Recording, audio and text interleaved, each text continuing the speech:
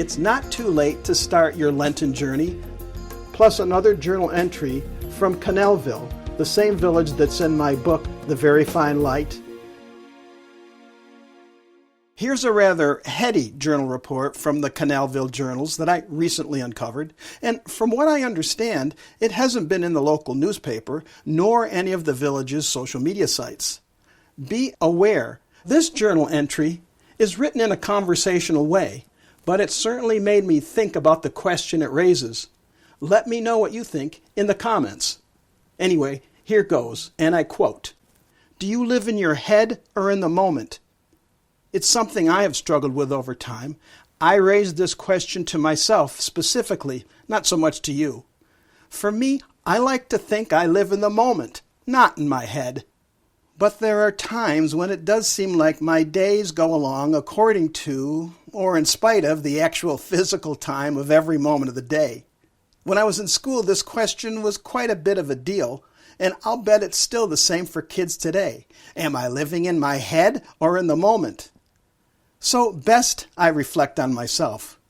It seems like I frequently find myself checking off one thing on a to-do list on any number of days of the week. I go from work, I go from one thing like driving to groceries, check it off, then on to the next activity, check it off, on my days off, meeting someone for lunch or dinner, checking it off, getting materials for a hobby or doing some charity work, check, check. Then back home to feeding or walking the animals or both, check, check, and doing yard work, check. The goal of my day seems to consist of trying by nighttime to complete a checklist. What happened to the times when I would make a U-turn and grab a treat before stopping at a park and taking an afternoon stroll, or even taking something more?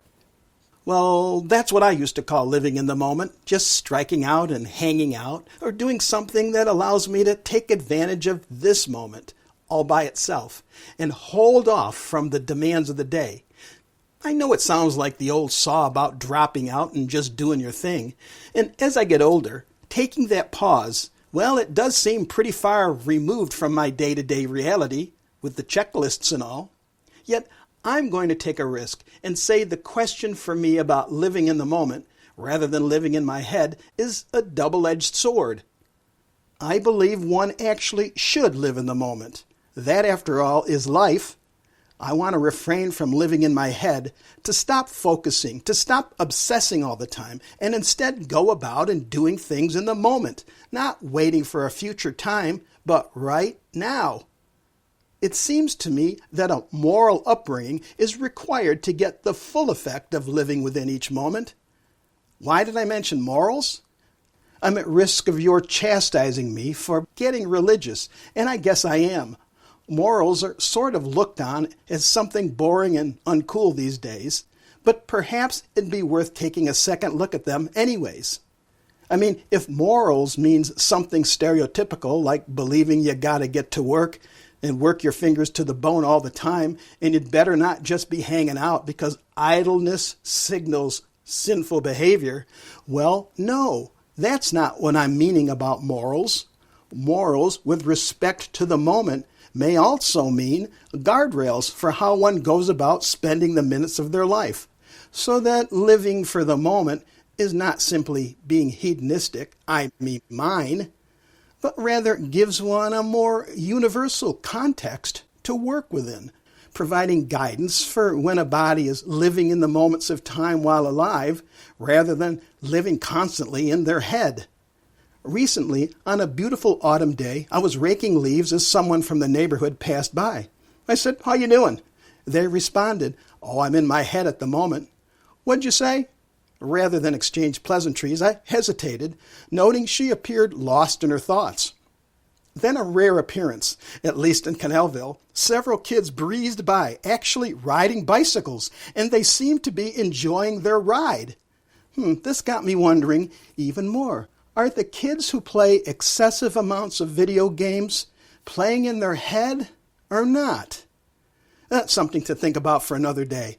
So let me ask once again, where do you live? In the moment or in your head? Unquote. And so this particular journal entry certainly got me thinking, Let me know your thoughts about living in your head or in the moment. I'd like to think I'm in the moment, but sometimes, well, anyway, here's something quite a bit more concrete. It's week 4 of Lent. I hope your Lenten journey is going well.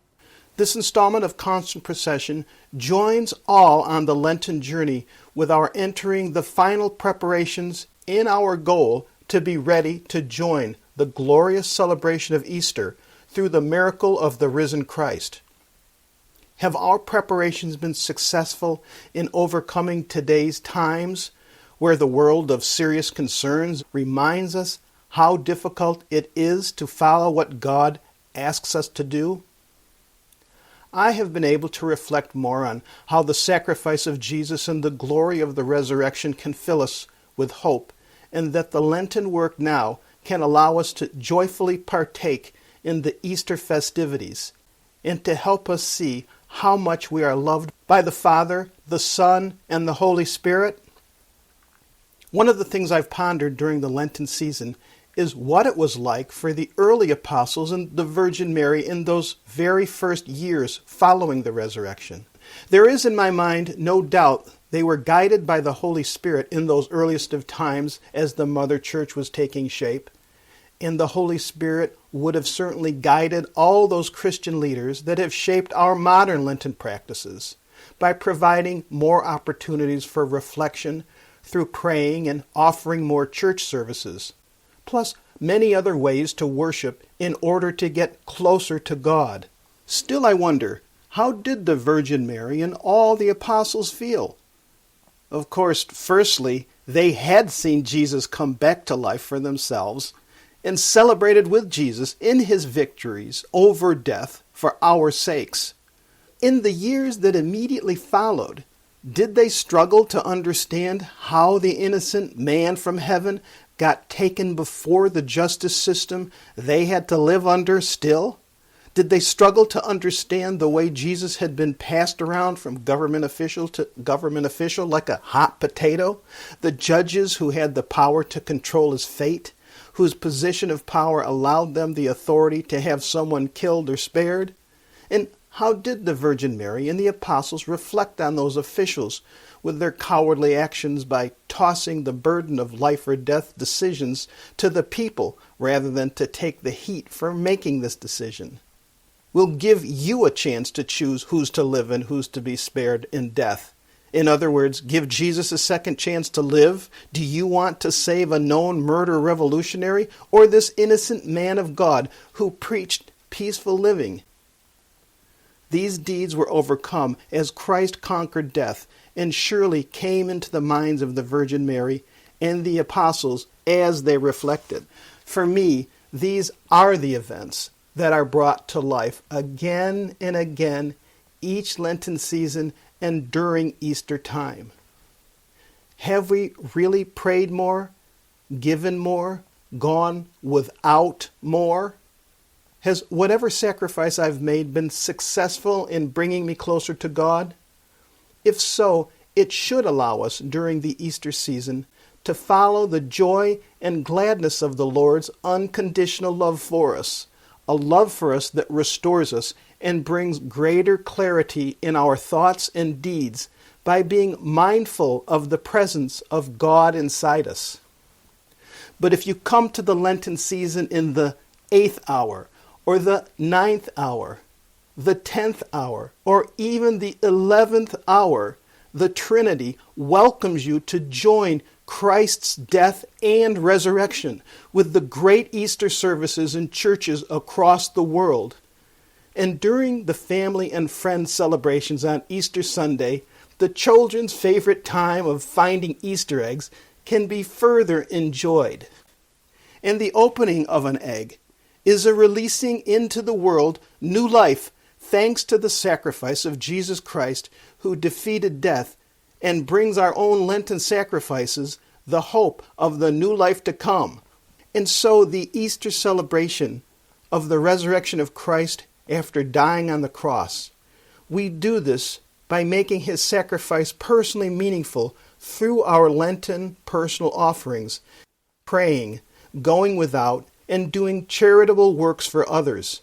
His sacrifice makes us recognize our need to be more giving and forgiving.